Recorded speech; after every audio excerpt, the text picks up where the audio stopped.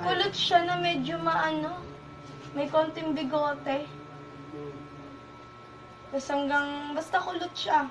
Medyo maanong buhok. Hindi na yung mga, pwede na kayang bigyan ng gusto siya niya. Ayan lang, patay ng espiritu para hindi na siya makapanggulo.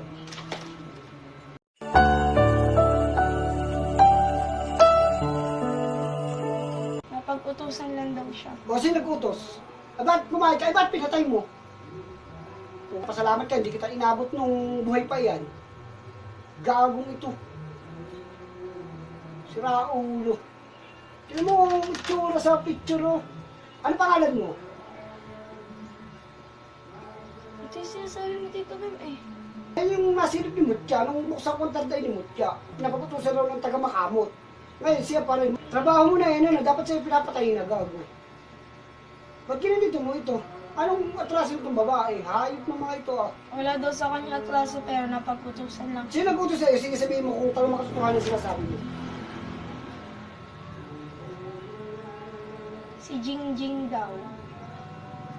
Wala kang Jingjing. Bakit sinusunod ka?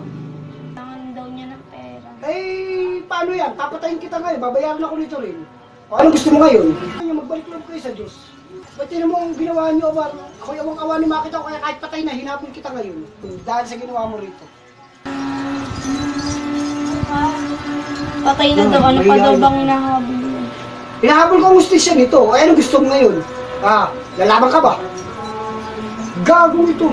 Wala ka sa posisyon para magsalita sa akin ng ganyan. Napag-utusan lang daw siya. Hindi daw naman siya may galit doon. Ay, bakit kayo sumusunod? Alam niyo, mali. Wala ba kayo takot sa Diyos? Hindi naman daw siya napapakain ng Diyos. Ganun ba? Sigurado ka? Patay mo. Ano ba kanan?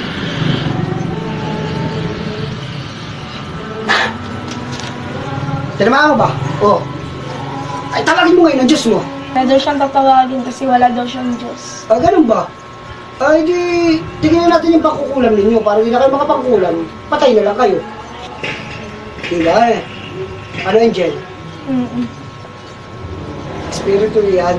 Yan yung espiritu na ginagamit ng makukulam. Pero yung makukulam na nagsasalita. Itay mo yan. Ano yung daliri mo? Sakay mo na yan para hindi na makapermission. Lagot ako kay nanay. Ah.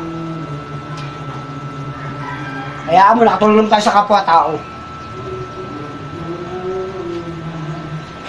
Pwede na kayong bigyan ng justisya niya. Ayan lang, patay ng espiritu para hindi na siya makapanggulo. Ano, nakikip mo ba? Daplis pa yata. Hindi. Nawala na. Oo. Okay na. Kulot siya na medyo maano.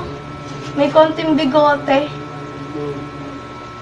Tapos hanggang, basta kulot siya. Medyo maanong buhok. Hindi na yung makakapangkulam ngayon. Kasi yung espiritu ginagamit niya, pinatay mo na. Ngayon, para makapangkulam ulit siya, hanap ulit siya ng bagong patay, kaluluwa ng patay na gagamitin sa pangkukulam.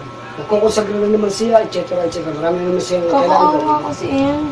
Dapat kasi Ay, ang laki ng tiyan.